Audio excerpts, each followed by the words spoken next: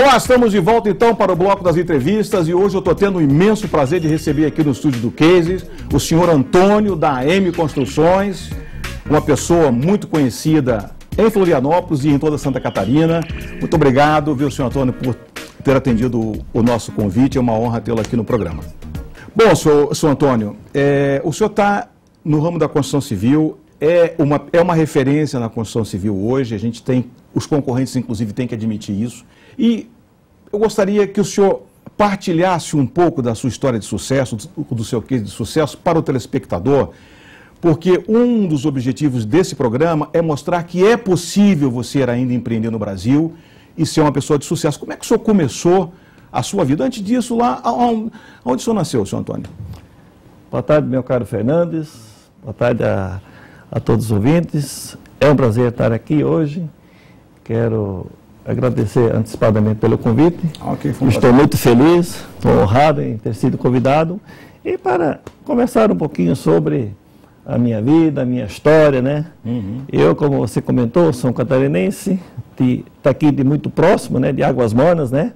Onde eu nasci, né? E onde eu fui colono até os meus 17 anos, né? Trabalhei na roça com papai e mamãe. E aí chegou uma hora que a gente achou que devia tentar a vida na cidade, onde meus irmãos já haviam saído todos. E então onde eu vim morar solteiro, junto com a minha irmã na Ponte Marvim. São quantos irmãos na família? Nós somos em 11. E eu sou o mais novo, então eu fui o último a sair. Caçula, né? Certo, tá certo. Aí onde eu vim morar... A mãe protegeu bastante, tal, com segurou. certeza, eu fiz todo o dever de casa, né? Então, o último de casa, e nós éramos em 8 homens e 3 mulheres. Então, eu fazia o serviço de casa, eu sabia fazer comida, eu fazia pão, bolo, essas coisas, eu aprendi a fazer tudo e eu sabia fazer. Em casa o senhor dava uma ajuda muito grande? Ajudava muito grande a minha mãe e meu pai, né? Então... e aí eu vim para a cidade, eu vim trabalhar. O primeiro emprego meu foi num depósito de bebida. Trabalhei na escola por 2 meses, carregando caminhões. E aí eu via que ali eu não tinha futuro. O máximo que poderia chegar ser um vendedor, um bom vendedor. E é onde eu mudei e disse, não, eu vou para a construção. Aí fui para a construção. O senhor tinha quantos anos nessa época? Na época eu tinha 17 anos. Isso há 40 anos atrás. Adolescente ainda. Adolescente, bem jovem, né? Mas sempre na mente do que eu queria crescer e eu sabia, eu tinha uma noção onde eu queria chegar. Mas já passava nessa época na sua cabeça a ideia de ser um empreendedor? Não, para ser sincero, quando eu vim, não. Mas logo em seguida, quando eu entrei na construção, eu senti dentro de mim que havia possibilidade. O cimento entrou no sangue, né? Assim, eu fui para a obra, eu fui trabalhar de servente de obra. Trabalhei de servente de obra lá uns 4, 5 meses. E aí eu já aprendi. Enquanto o pessoal da obra almoçava, eu trabalhava, pegava a colher do pedreiro e já colocava tijolo, eu já rebotava para aprender. E aí logo eu já fui meio oficial. E depois, em seguida, eu aprendi a ser pedreiro. Isso em Florianópolis? Isso tudo aqui em Florianópolis, E aí, depois de pedreiro, trabalhei um bom tempo de pedreiro, trabalhei uns 4 anos de pedreiro. Aí, em seguida, eu já vi que eu tinha chance de crescer. Aí, em seguida... Foi nessa época que o senhor descobriu que tinha um talento aí? Eu via como se fazia as coisas e eu senti que não era difícil de fazer. E eu vim com muita vontade, sabe? Eu sou um rapaz que... Cheio de energia, né? Cheio de energia, eu tinha muita coragem, eu sou um homem que eu gosto de enfrentar. Para mim, não quanto mais difícil, né? Obstáculo, mais eu gosto de encará-lo. Então, onde eu, em seguida, 7 anos depois, eu já registrei a empresa. AM? AM Construções.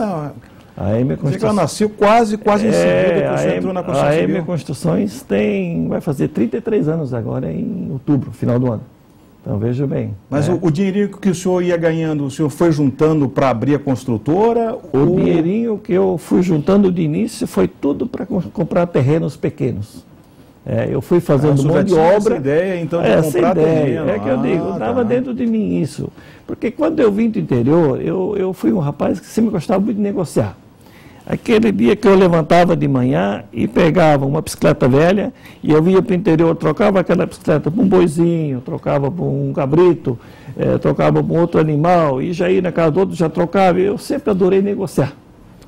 E como se na construção civil precisa de um bom negociante, e se encaixou bem em mim. O que é um bom negociante? Um bom comprador. Sim. Que eu tenho que comprar terreno, eu tenho que vender apartamento, eu tenho que comprar todo o material, eu tenho que negociar direto. Tudo é negócio. É compra e venda, tudo é negócio. Isso. Quer dizer, o senhor também é um grande vendedor. Aí eu não sou grande, mas eu vendo um pouquinho.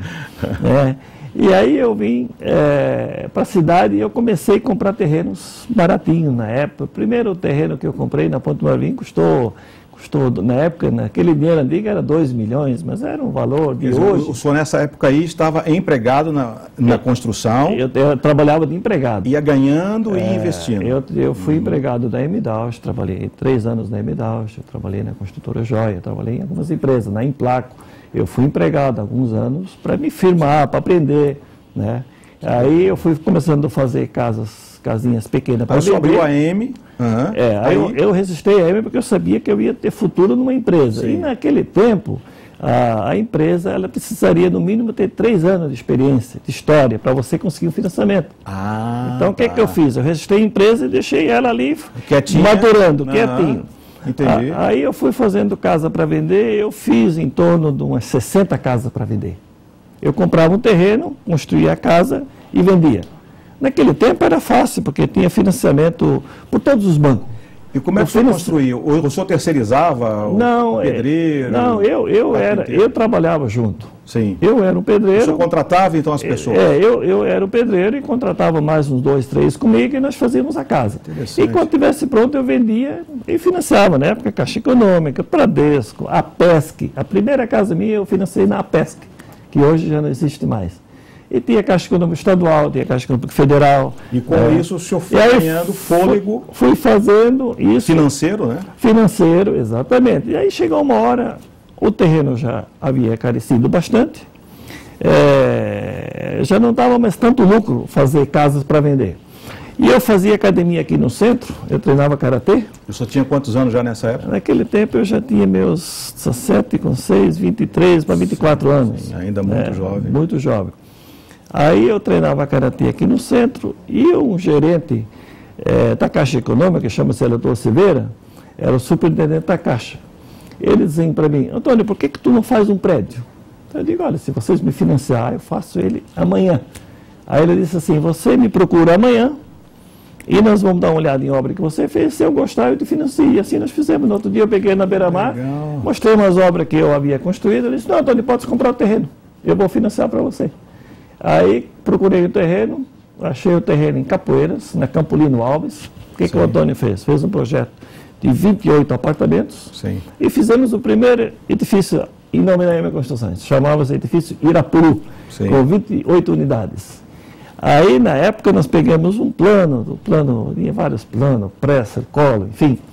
Eu vendi as 28 unidades, sendo que sem entrada, eu pagando o DBI e pagando a despesa do banco. Sim. Pô, eu fiz ali raladinho, não ganhei quase nada.